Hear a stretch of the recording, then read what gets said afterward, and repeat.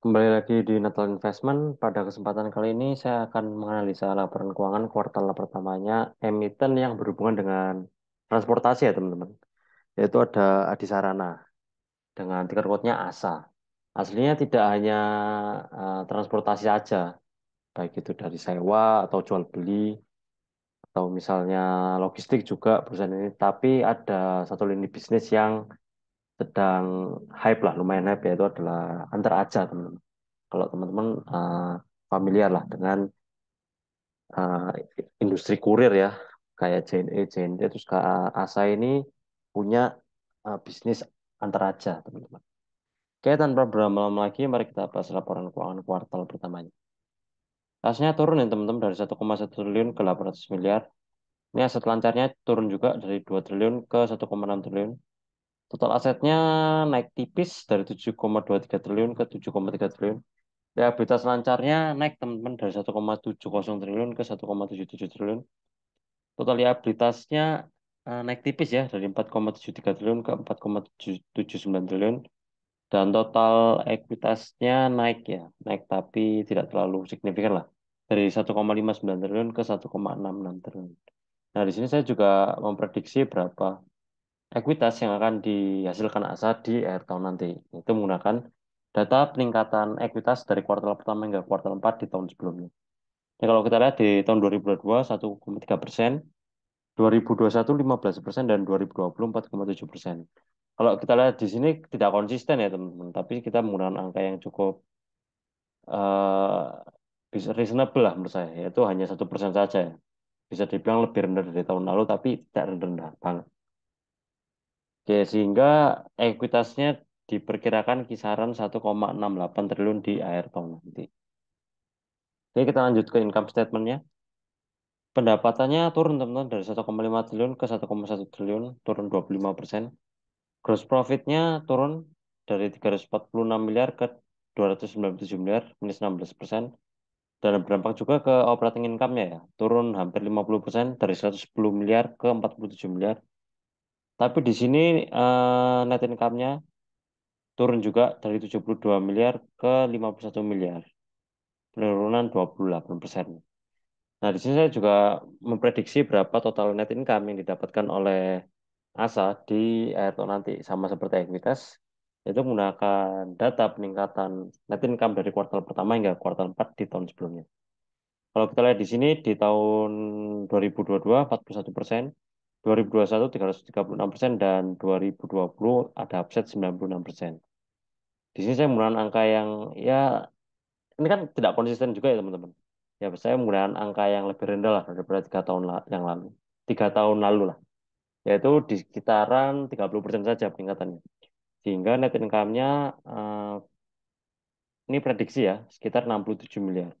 Nah, jika laba kuartal pertama ini disoundkan atau kita anggap di semua kuartal labanya itu sama lah. 51 miliar jadi 207 miliar di sini. Perbedaan jauh ya teman-teman. Oke. Oke, kita lihat ke cash flow-nya.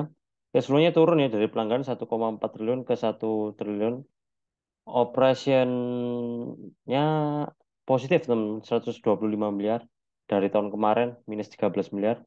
Dan investasinya eh, turun ya, dari minus 41 miliar ke minus 38 miliar. Dan financing-nya sendiri naik, teman-teman. Bagus ya. Dari 733 miliar sekarang ke minus 209 miliar. Nah, kalau kita lihat di sini, eh, dari financing sendiri sudah terjadi perbaikan ya, di mana kalau kita lihat di 3 tahun sebelumnya itu financingnya positif, di mana manajemen itu selalu menambah utangnya atau meminjam utang. Tapi dilihat dari tren kuartal pertama ini sudah minus, berarti sudah adanya apa ya, pembayaran utang lah lebih besar daripada penambahan utang lagi. Seperti itu. Oke, kita bahas bener ya soal income statement dan cash flow-nya sedikit. Kalau kita lihat di sini, pendapatannya itu turun teman-teman, revenue-nya. Dari top line sudah turun dari 1,5 triliun ke 1,1 triliun. Nah, kalau kita lihat di sini, di cash flow operation yang customer, yang pelanggan, itu juga turun teman-teman. Dari 1,4 triliun ke 1,06 triliun. Jadi bisa kita ambil kesimpulan sementara bahwa penurunan ini bukan karena adanya faktor eksternal seperti ada bahan baku atau misalnya kurs mata uang asing, bukan ya, tapi karena dari kinerjanya sendiri teman-teman. Seperti itu. Dan ini berdampak juga ke bottom line-nya yang juga mengalami penurunan. Jadi memang kinerja dari kuartal pertama ini memang menurun teman-teman. Tuh. Kita masuk ke rasio-rasionya. Book value-nya 468 dan PBV-nya 1,78 turun drastis ya dari tahun kemarin 5,8. Revenue per share-nya 321 di kuartal pertama ini. IPS-nya 14, IPS tahunannya 18 ya teman-teman.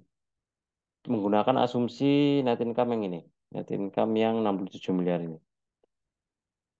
Jika disetahunkan 58, gross profit-nya 25%, operating profit-nya 4%, net profit-nya 4%, dan oke, kita lihat profitabilitas dulu ya. Kalau kita lihat di sini ada perbedaan yang cukup jauh ya antara gross profit sama operating profit. Berarti bisa diindikasikan lah ya. Bebannya itu masih terlalu banyak. Entah itu dari beban pemasok atau logistik atau yang lain-lain ya, yang berhubungan dengan usaha dari ASA ini sendiri. Jadi masih belum begitu efisien dari sisi bebannya sendiri. Kalau kita lihat dari profitabilitas. ROE-nya sendiri 3,11% bisa dibilang masih cukup bagus lah ya. Coba kalau kita kalikan 4 atau kita setahunkan ya 12% itu masih bagus teman-teman. Perusahaan yang punya ROE 2 digit itu menurut saya bagus teman. Walaupun nggak terlalu bagus banget ya. Ba- 15% menurut saya itu bagus banget. Kalau masih 10% ke atas ya oke lah, bagus aja gitu. Ini pandangan subjektif masing-masing individu teman. ROE ini menunjukkan berapa efektif kemampuan perusahaan mengenerate ekuitasnya menjadi sebuah pendapatan atau sebuah laba. Kalau profitabilitas ini berhubungan dengan efisiensi. Kalau ROE, ROA ini berhubungan dengan efektivitas. ROA-nya 0,7% ya bisa dibilang cukup jelek ya. DR-nya kalau kita lihat 2,9 tinggi ya teman-teman. Total liabilitasnya itu lebih besar daripada total ekuitasnya 3 kali hampir. Bahkan hampir 3 kali. Ya karena kita tahu bahwa ASA sendiri ini juga perusahaan yang bukan baru merintis ya, tapi melalui anak usahanya itu selalu mengembangkan bisnis-bisnis baru yang pasti membutuhkan modal yang cukup banyak. Jadi dari sisi utangnya juga banyak. Mungkin kalau sudah ada perbaikan apa ya, perbaikan kinerja lah dari sisi utang dan profitabilitasnya akan menarik sendiri ASA ini sendiri. Current rasionya 0,9, ya bisa dibilang kurang ya, Kak, kurang ya. Jadi total aset lancarnya ini tidak bisa mengcover seluruh liabilitas lancarnya besar 1,7 triliun ini. Sedangkan aset lancarnya cuma 1,6 triliun. Cash rasionya 0,5 setengah aja ya. Jadi kasnya ini hanya bisa mengcover setengah dari liabilitasnya aja. Seperti itu teman-teman. Liabilitas lancarnya. Per-nya kuartal pertama 57,3, per tahunannya 44,1 menggunakan asumsi yang ini 18,9. Dan kalau kita lihat turun ya teman-teman dari tahun kemarin 90. Tinggi, tinggi juga. Oh ya, selama 4 tahun terakhir ini Asal belum pernah membagikan dividen ya. Tapi di tahun 2015-an sampai 18 itu saya lihat masih membagikan dividen. Mungkin masih berkutat dengan ininya ya, utangnya atau mengembangkan bisnis barunya, segmen bisnis barunya. Itu antara aja itu. Kan membutuhkan dana yang lumayan besar juga kan. Oke, kita lihat asumsi nilai wajarnya berdasarkan IPS ya. Kita kan asumsi growth-nya 20% karena ya kita ngikutin top line ini aja, ya, top line dari pendapatan 17 deh. CAGR selama 4 tahun 17%, IPS-nya 18,89 jadinya 22,1 dipotong asumsi inflasi 6%. Jadi 21 ditambah book value 468. Harga wajarnya di 489. Margin of safety-nya di 129%. Oke, oke. Kita coba lihat dari asumsi nilai wajar berdasarkan PBV rata-rata ya teman. Ini PBV rata-rata 4 tahun di sekitaran 3,42. PBV sekarang di harga 1120 itu 2,39. Nah, harga wajarnya itu di 1.500 dengan cara book value tahun ini dikali dengan PBV rata-ratanya. Ya masih ada upside lah kalau kita dari lihat sisi BBV. Tapi kalau dari sisi IPS ini masih jauh lah margin of safety-nya. Nah ini bisa terjadi karena book value-nya itu masih terlalu kecil teman-teman. Kalau kita lihat di sini kan book value-nya masih terlalu kecil dibandingkan dengan utangnya. Bukan utangnya, memang kecil teman-teman. Kalau total ekuitas ini dibagi dengan jumlah lembar saham yang beredar itu hanya sekitar segini teman-teman.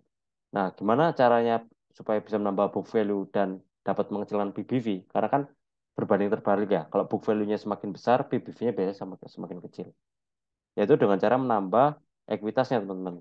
Ekuitasnya ditambah terus. Atau modalnya ditambah lah. Tuh. Oke, kita lihat dari segmen usahanya ya teman-teman. Ini ASA. Coba kita lihat bisnisnya aja. Ini ada Asaren ya, kendaraan operasional bulanan, distribusi. Oke, share car ini kayak minjemin mobil ya. Carolan ini jual beli mobil bekas lah. Dan ada baru ya teman-teman itu ada Antara Aja. Kalau kita lihat di sini yang ini di bidang pengiriman barang ya.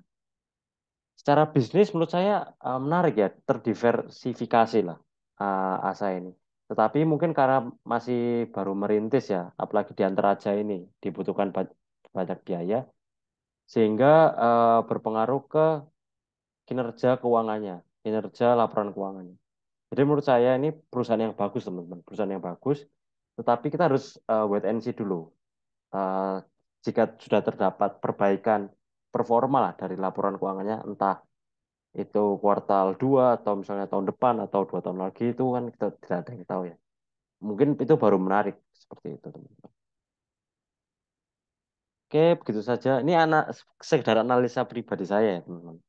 Jika teman-teman ada analisa yang lain atau misalnya dikombinasikan dengan analisa teman-teman itu bagus banget teman, nggak apa-apa.